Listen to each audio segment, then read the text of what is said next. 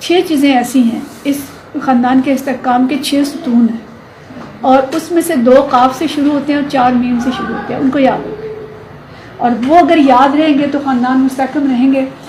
پہلا وہ کہتے ہیں قرآن، جو قاف سے شروع ہو رہا ہے، وہی مینول جو ہم نے کہا، اور دوسرا محمد صلی اللہ علیہ وسلم، جو اس کے پریکٹیکلی اس کو لے کے چلنے والے اسوہ حسنہ ہمارے لیے رول ماڈل، اور تیسری ماں، ابھی جو بیٹی بات کر رہی تھی کہ ماں کا جو رول ہے خاندان کی تربیت میں، خاندان کو مطلب اس کو گرو کرنے میں، بچوں کو بڑھانے میں، بہت سی چیزوں میں، جو ایک الگ پورا عنوان ہے، اور انشاءاللہ اس پہ ہم ایک لیکچر رکھیں گے پورا ماں کے رول پہ۔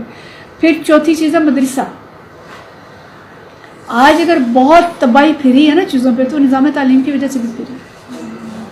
اس نظام تعلیم کو درست کرنا، مدرسے کو مینج کرنا، قرآن تو مدرسوں میں پڑھایا جانا چاہیے تھا، یہ مینول تو وہاں پڑھانے والی چیز تھی کہ شروع سے بچوں کو پڑھاتے کہ اللہ نے تمہارے لیے کیا ہدایات دی ہیں، پھر اس کو اپ گریڈ کرتے جاتے، اوپر تک لے کے جاتے۔ اور 5ویں چیز مسجد، جو اگلا نیم ہے، مسجد۔ تو مسجد کا رول بھی ہم نے نظر انداز کرنا۔ مسجدیں اب وہ تقاضے بھی پورے نہیں کر رہی، جیسی مسجد نبوی تھی، یا بلکہ اب مغرب کے اندر مساجد جو ہیں وہ بہت زیادہ رول پلے کر رہی ہیں، اور وہ اسلامک سینٹرز ہیں۔ تو مسجد کو واپس اسلامک سینٹر بنانا، اس کو مرکز بنانا تمام ایکٹیویٹیز کا۔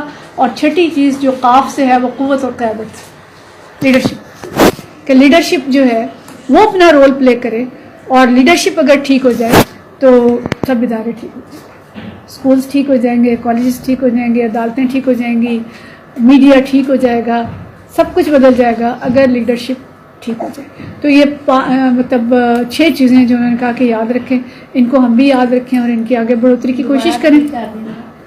قرآن، محمد صلی اللہ علیہ وسلم، ماں، مدرسہ، مسجد، اور قوت اور طاقت۔ طاقت مسلمانوں کے ہاتھ میں ہونی چاہیے اور ایک اچھا لیڈر ہونا چاہیے۔ تو اپنے بچوں میں یہ بنیادیں مضبوط کریں۔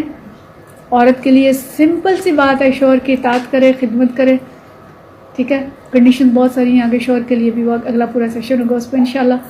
اور چوتھی اہم ترین چیز یہ ہے کہ شیطان کے حربوں کو سمجھیں اور اس کے جھانسے میں نہ آئیں۔ جتنے ایجنڈے ہیں غیر ملکی یا شیطانی ایجنڈے ہیں، ان کو ہم سمجھیں، ان ایجنڈوں کا توڑ ہمارے پاس ہو، ان کا حل ہو، ان کا جواب ہو، ٹھیک ہے۔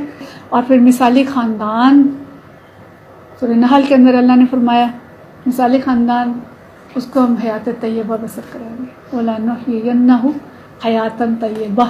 اور وہ کس خاندان کو ملتی ہے؟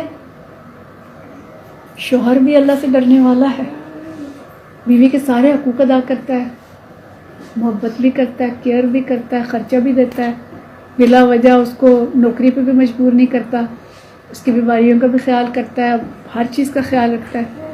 بیوی بھی اچھی ہے، شوہر کی دلجوئی بھی کرتی ہے، اس سے محبت بھی کرتی ہے، اس کی اطاعت و فرمانبرداری بھی کرتی ہے، جتنے اس کے تقاضے ہیں پورے کرتی ہے۔ اس ماحول میں پلنے بڑھنے والے بچے کیسے ہوں گے؟ کیا ماں باپ کو محبت کرتے دیکھیں گے تو انشاءاللہ وہ بھی نیک ہوں گے، ٹھیک ہے۔ پھر اسی گھر میں ساس سسر ہیں، ماں باپ ہیں، دونوں نیک ہیں۔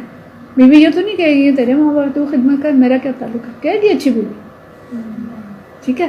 تو دونوں اپنے فرائضات ادا کرنے والے ہوں گے، تو وہ گھر ہوگا جسے اللہ کہتا ہے وَلَنُحْيِيَنَّهُ حَيَاتًا طَيِّبَةً۔ اور ایسے گھرانے موجود ہیں الحمدللہ۔